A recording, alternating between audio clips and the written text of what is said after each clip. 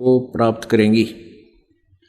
जो परमेश्वर के चरणों में सच्ची भावना से लग जाएंगे, आजीवन मर्यादा निभाएंगे और इस सत्य नाम सार नाम को प्राप्त करके निर्विकार होकर के परमात्मा की भक्ति करेंगे, वो सभी अब मोक्ष प्राप्त कर लेंगे।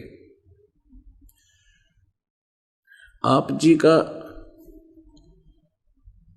जो पुण्यात्मा सच्ची श्रद्धा से यहाँ लगेंगी और सत साधना करते रहेंगे आजीवन अंतिम श्वास तक, तो उनका ये अंतिम जीवन है, ये लास्ट फाइनल गेम है उनका, और वो पार हो जाएंगे। परमात्मा का पाना सबसे आसान है। परमात्मा का विश्वास होना कि ये परमात्मा कौन है, कैसा है, और जो साधना हम कर रहे हैं ये यथार्थ है व नहीं, ये निश्चय होना बड़ा मुश्किल है। और इसके निश्चय कराने के लिए कि कौन परमात्मा है, कहाँ रहता है, उसका प्रमाण क्या है, और जो साधना यहाँ आपको प्रदान की जा रही है ये साधना सत्य है या नहीं, ये सभी प्रमाण यहाँ आपके समक्ष सदग्रंथों को रूबरू करा के आप जी को इसका प्रमाण दिया जाता है, विश्वास दिलाया जाता है। परमेश्वर का पाना बहुत आसान है। परमेश्वर का पाना कठिन इन अज्ञानियों ने बना रखा था, जो साधना ठीक ना करके डले ढोया करते। डले कैसे ढो रहे थे? जैसे तपस्याएं करते थे, चारों तरफ अग्नि के धुने लगा लेते थे, या खड़े होकर के तप करते थे, पैर सूज जाते थे, सोजन आ जाती थी, जख्म बन जाते थे, कान पड़ाते थे, घर त्याग जाते थे, बड़ी बड़ी जटा या लटा दाढ़ी बढ़ाते थे, कोई केवल एक कोपीन लंगोट बांध कर ही अवधूत स्थिति में रहता था। तो हम ये सोचा करते थे कि परमात्मा तो ये पा सकते हैं जो इतना संघर्ष कर रहे हैं। जो परमेश्वर के लिए संघर्ष करते हैं वो बहुत ही पुण्यात्मा होती हैं। उनके हृदय में भगवान के स्थान पर कोई और वस्तु प्रिय नहीं होती, जिस कारण से वो घर भी त्याग जाते हैं, परिवार भी त्याग देते हैं। उसके लिए परमात्मा ने कहा है कि वो अच्छी आत्माएं होते हुए और संघर्ष करते हुए भी सफल नहीं हो पाती, जो शास्त्र विधि को त्याग कर मनमाना आचरण, मनमानी पूजाएं करती हैं, जो सदग्रंथों के विपरीत है। श्रीमद् भगवत गीता अध्याय नंबर 16 के श्लोक नंबर 23 में और 24 में स्पष्ट किया है कि जो शास्त्र विधि को त्याग कर मनमाना आचरण करते हैं, अर्थात मनमानी साधनाएं करते हैं, मनमाने मंत्र जाप करते हैं, उनको न तो सुख होता है, न कोई सिद्धि प्राप्त होती है, और न उनकी गति होती है। तो पुण्यात्माओं, उस साधना का यूज क्या, लाभ क्या, जिससे ये तीनों चीज ना हो, वो करो या ना करो, वो जीवन व्यर्थ है। फिर तुरंत उत्तर दिया है 24वें श्लोक में, श्रीमद् भगवत गीता अध्याय नंबर 16 के श्लोक नंबर 24 में कहा कि इससे अर्जुन तेरे लिए कर्तव्य और अकर्तव्य की व्यवस्था में कौन से भक्ति साधना कौन सी करनी चाहिए, भक्ति क्रम कौन से करने के हैं, कौन से ना करने के, कर्तव्य और अकर्तव्य की व्यवस्था में शास्त्र ही प्रमाण है। अर्थात जो सदग्रंथों में लिखा है वही साधना को सत्य मानना, और किसी की लोकवेद दंत कथा द्वारा बताई गई कोई साधना करते हो, भक्ति करते हो, वो शास्त्र विधि के विपरीत होने से यूजलेस है। तो पुण्यात्माओं, परमात्मा का पाना बहुत आसान है, और ये वो समय आ गया है जिसमें परमेश्वर ने बैन उठा दिया। कि कोई भी प्राणी हमारी मर्यादा में रहता हुआ आजीवन ये भक्ति करता रहेगा, उसका मोक्ष निश्चित है। पुण्यात्माओं, हम इस काल के लोक में असंख्य युगों से रह रहे हैं और हम इसी प्रोसीजर में इतने रंगे गए हैं, जन्म और मृत्यु, फिर जन्म हुआ, मनुष्य का जीवन हुआ, संतान की इच्छा, विवाह की इच्छा, फिर रोजगार की इच्छा, फिर संतान हो जाती है। कुछ तो बचपन में मर जाते हैं, कोई युवा होने के उपरांत मृत्यु को प्राप्त हो जाता है। अगर ऐसा नहीं है तो आजीवन भी अगर जीवित रहे और भक्ति ठीक करी नहीं तो दोनों ही, संतान भी और स्वयं भी, सीधे नरक में जाते हैं। 84 लाख योनियों में, पशु पक्षियों की योनियों में जीवन व्यतीत करते हैं, कष्ट पे कष्ट उठाते हैं। तो हमने इतना ही मान रखा है, जब तक ये ज्ञान नहीं था बेशक हम भक्ति भी करते थे, क्योंकि आत्मा चाहे वो कितना ही दुष्ट टाइप आदमी है वर्तमान में, उसकी आत्मा भी परमात्मा को कभी ना कभी अवश्य याद करती है। और जो अच्छी आत्माएं हैं वो परमात्मा के बिना रह नहीं सकती, क्योंकि आत्मा और परमात्मा का एक विशेष कनेक्शन है। और उसके बीच में इस काल ने परमात्मा और आत्मा के बीच में हमारे ही इतने दुष्कर्म करवा दिए हमसे कि वो एक बहुत बड़ा एक बाधा बन गई, दीवार बन गई, बादल बन गए बीच में। तो उस दीवार को हटाने के लिए परमात्मा और आत्मा के बीच में जो बाधा है वो हमारे पाप कर्म है। और इन पाप कर्मों को हटाने के लिए, नाश करने के लिए ये सत साधना, सतनाम सारनाम की आवश्यकता है। और ये सतनाम सारनाम अभी तक किसी के पास नहीं था, क्योंकि परमात्मा 600 वर्ष पहले आए थे, उन्होंने कोशिश की थी कि कोई सारनाम प्राप्त करने, सतनाम प्राप्त करने योग्य हो जा, उसको सतनाम दो। लेकिन चंद पुण्यात्मा ही इस योग्य हुई थी। वो कौन कौन से थे? आदरणीय धर्मदास साहिब जी, आदरणीय मलुकदास जी, आदरणीय दादू साहिब जी, आदरणीय नानक साहिब जी, आदरणीय गरीबदास साहिब जी, आदरणीय गीसादास साहिब जी और आदरणीय नामदेव साहिब जी, आदरणीय रामानंद साहिब जी। ये पुण्यात्माएं थी जिनको परमात्मा ने सतनाम और सारनाम देकर के मोक्ष अधिकारी बनाया था। अन्य को भी वो दे सकते थे, लेकिन हम विचलित थे। हमें जरा भी कोई कुछ कह देता था कि कबीर साहब परमात्मा नहीं है, ये वेदों और गीता से परिचित नहीं है, ये जो ज्ञान तुम्हें बता रहे हैं वो शास्त्र विरुद्ध बता रहे हैं। ऐसा वो नकली गुरु, झूठे गुरु, ब्राह्मण कोई जाति विशेष से यहाँ लिंक नहीं है। ब्राह्मण सोए जो ब्रह्म पहचाने। ब्राह्मण तो वो होता है जो भगवान को पहचान ले, लेकिन बिना पहचाने हुए भी जो नकली अपने आप को ब्राह्मण यानी गुरु कहते हैं, ब्राह्मण का अर्थ गुरु होता है, सर ये कहो, तो वो यही कह करके हमें भगवान से दूर रखा करते थे कि कबीर जी जो तुम्हें ज्ञान दे रहे हैं वो शास्त्र विरुद्ध है, जबकि वो सब शास्त्र प्रमाणित था।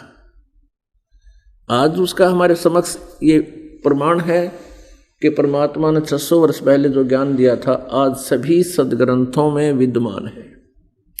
तो पुण्यात्माओं, हमारे और परमात्मा के बीच में एक मोटी दीवार बन गई है हमारे पाप कर्मों की।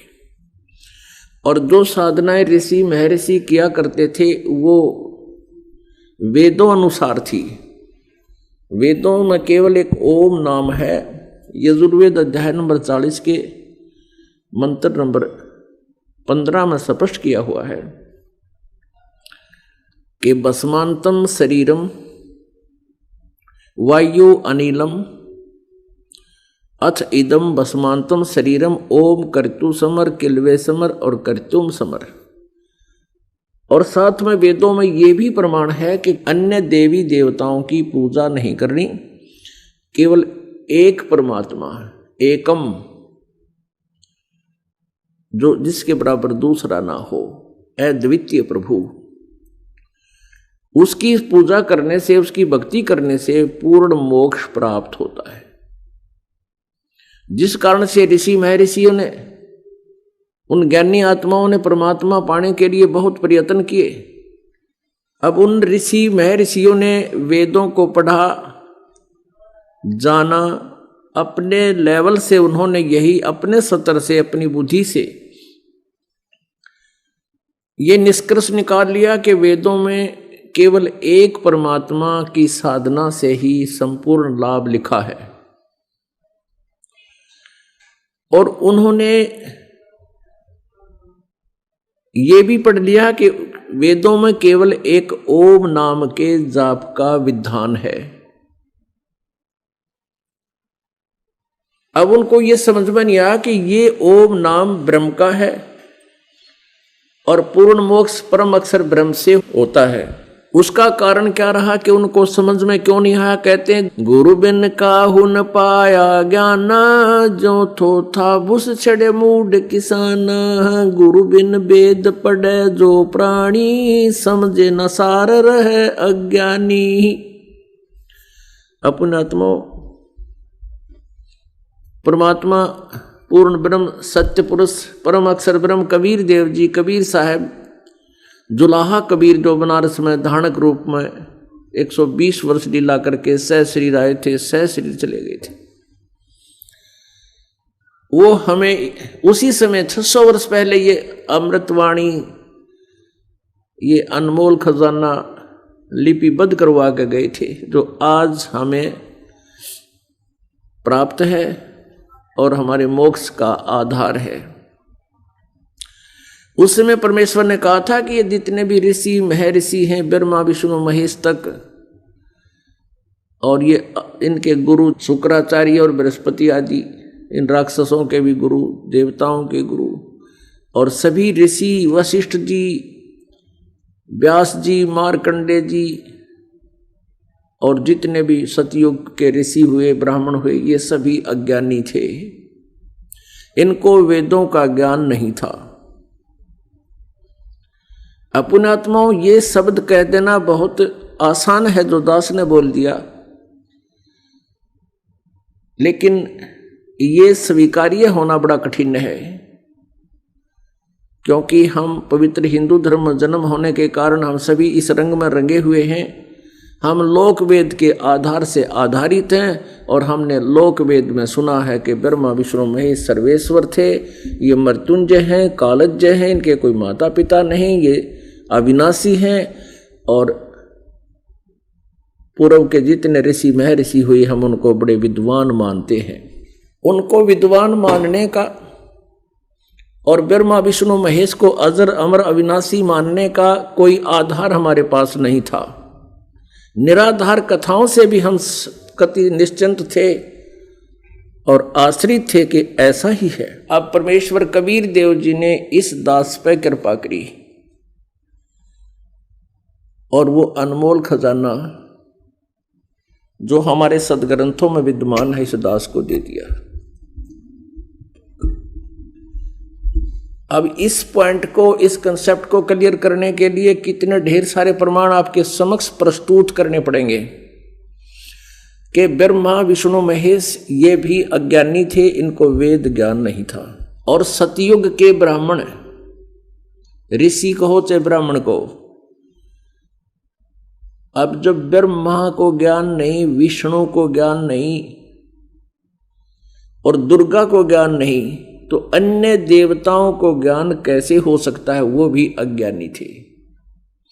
परमेश्वर कबीर जी अपनी अमृतवाणी में बोलते हैं, सुर नर मुनि जन 33 करोड़ी, बंदे सभी निरंजन डोरी।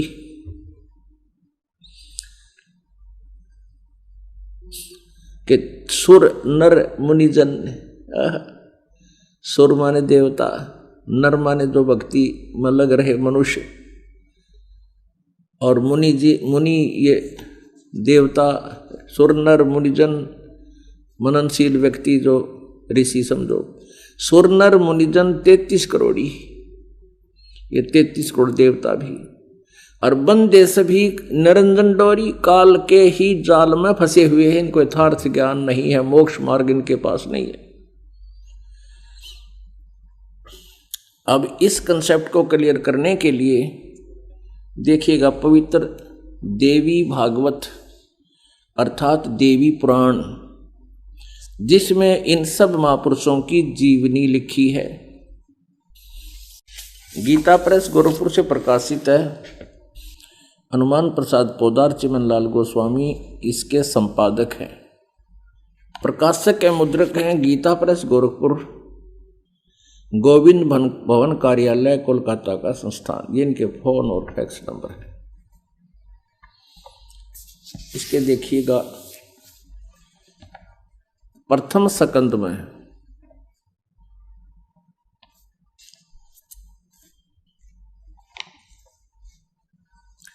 28 पृष्ठ पे यहां पर नारद जी और व्यास जी का संवाद चल रहा है। नारद जी ने कहा, महाभाग व्यास जी, इस विषय में जो पूछ रहे हो, तुम इस विषय में जो पूछ रहे हो, ठीक यही प्रश्न मेरे पिताजी ने भगवान श्री हरि से किया था, यानी विष्णु से कराया था, ब्रह्मा ने। देवादिदेव भगवान जगत के स्वामी हैं, लक्ष्मी जी उनकी सेवा में उपस्थित रहती हैं, दिव्य कौष्टमणि उनकी शोभा बढ़ाती है, वे शंख चक्र गदा लिए रहते हैं, पीतांबर धारण करते हैं, 4 भुजाएं हैं, वक्ष स्थल पर श्री वत्स का चिन्ह चमकता रहता है, वे चराचर जगत के आश्रयदाता, जगत गुरु एवं देवताओं के भी देवता है। नारद जी बता रहा है कि मेरे पिता ब्रह्मा जी विष्णु जी से प्रश्न किया था जो आपने मुझे किया, और नारद जी बता रहा है कि ब्रह्मा जी ने बताया था वो जगत गुरु हैं, देवताओं के भी देवता हैं विष्णु जी, वे जगत प्रभु भगवान श्री, ऐसे जगत प्रभु भगवान श्री हरि महान तप कर रहे थे, उनकी समाधि लगी थी। यह देखकर मेरे पिता ब्रह्मा जी को बड़ा आश्चर्य हुआ। अतः उन्होंने उनसे जानने की इच्छा प्रकट की। ब्रह्मा जी ने पूछा, प्रभु तुम देवताओं के अध्यक्ष, जगत के स्वामी और भूत भविष्य एवं वर्तमान सभी जीवों के एकमात्र शासक हैं। ब्रह्मा जी विष्णु जी को कितनी उपमा दे रहे हैं, ये अज्ञानता ही तो है, जगत गुरु देवताओं के भी अध्यक्ष, फिर आप क्यों तपस्या कर रहे हैं? भगवान ब्रह्मा ने कहा, हे विष्णु जी, आप तो सबके मालिक हैं, आप फिर क्यों तपस्या कर रहे हैं? और किस देवता की आराधना में ध्यान मग्न है? आप किस प्रभु का ध्यान लगाए हुए हो? ब्रह्मा जी ने पूछा। विष्णु जी थे, मुझे असीम आश्चर्य तो ये हो रहा कि आप देवेश्वर यानी देवताओं के ईश्वर, सबके मालिक है, और सारे संसार के शासक होते हुए भी समाधि लगाए बैठे हैं। ब्रह्मा जी के विनीत वचन सुनकर भगवान श्री हरि उनसे कहने लगे, ब्रह्मन सावधान होकर सुनो, मैं अपने मन का विचार व्यक्त करता हूं। देवता, दानव, मानव सब यही जानते हैं कि तुम सृष्टि करते हो, मैं पालन करता हूं, और शंकर संहार किया करते हैं, किंतु फिर भी वेद के पारगामी पुरुष अपनी युक्ति से यह सिद्ध करते हैं कि रचने, पालने और संहार करने की यह योग्यता जो हमें मिली है, इसकी अधिष्ठात्री शक्ति देवी है। वे कहते हैं कि संसार की सृष्टि करने के लिए तुम में राजसी शक्ति का संचार हुआ है, मुझे सात्विक शक्ति मिली है। इसी से सिद्ध हो रहा है कि रजगुण ब्रह्मा है और सतगुण विष्णु, और रुद्र में तमगुण है। रुद्र में तामसी शक्ति का आविर्भाव हुआ है। उस शक्ति के अभाव में तुम इस संसार की सृष्टि नहीं कर सकते, मैं पालन करने में सफल नहीं हो सकता, और रुद्र से संहार कार्य होना भी संभव नहीं। ब्रह्मा जी, हम सभी उस शक्ति के सहारे ही अपने कार्य में सदा सफल होते आए हैं। सुवर्त प्रत्यक्ष और परोक्ष दोनों उदाहरण में तुम्हारे सामने रखता। सुनो, यह निश्चित है कि उस शक्ति के अधीन होकर मैं प्रलय काल में इस शेषनाग की सैया पर सोता और सृष्टि करने के अवसर पर आते ही जाग जाता हूँ। मैं सदा तप करने में लगा रहता हूँ। उस शक्ति के शासन से कभी मुक्त नहीं रह सकता। कभी अवसर मिला तो लक्ष्मी के साथ सुखपूर्वक समय बिताने का सौभाग्य प्राप्त होता है। मैं कभी तो दानों के साथ युद्ध करता रहता हूँ। अखिल जगत को भय पहुंचाने वाले दैत्यों के विकराल शरीरों को शांत करना मेरा परम कर्तव्य हो जाता है। मुझे सब प्रकार से शक्ति के अधीन होकर रहना पड़ता है। उन भगवती शक्ति का मैं निरंतर ध्यान किया करता हूँ। ब्रह्मा जी, मेरी जानकारी में इन भगवती शक्ति से बढ़कर दूसरे कोई देवता नहीं। अपुण्यात्माओं, भगवान विष्णु जी कह रहे हैं कि मैं दुर्गा से ऊपर बड़ा यानी कोई प्रभु स्वामी देव नहीं मानता। मेरी आध्यात्मिक जानकारी में, मेरे आध्यात्मिक ज्ञान के अनुसार दुर्गा ये कंप्लीट गॉड है, पूर्ण परमात्मा मानता है, श्री विष्णु जी कह रहे हैं। अपुण्यात्माओं, ब्रह्मा जी, नारद और Vyas ji is the writer of 18 Purana, Veda and Gita. चारों वेदों का और 18 पुराणों का और श्रीमद् भगवत गीता, इन सभी सदग्रंथों का व्यास जी ही राइटर है, लेखक है। ये वक्ता नहीं है। इसने जैसा भी जिससे सुना एज इट इज इसमें लिख दिया। और इन सभी का ज्ञान आपके समक्ष है कि वो विष्णु को सर्वेश्वर मान रहे हैं। और विष्णु जी क्या कह रहे हैं? विष्णु जी कह रहे हैं, मैं दुर्गा से ऊपर कोई परमात्मा नहीं जानता। और वेदों में दुर्गा की पूजा का नामो निशान नहीं। वैसे तो जानकारी वेदों में सभी शक्तियों की होती है, लेकिन फाइनल जो किया जाता है वो पूर्ण परमात्मा के ऊपर ही वेदों ने निष्कर्ष दिया है कि वो सत्य पुरुष, परम अक्षर ब्रह्म, अमर पुरुष ही पूजा के योग्य है। वही पूर्ण मोक्षदायक है, वही पाप नाशक है। उसी की पूजा से जीव को सतलोक शाश्वत स्थान प्राप्त होता है।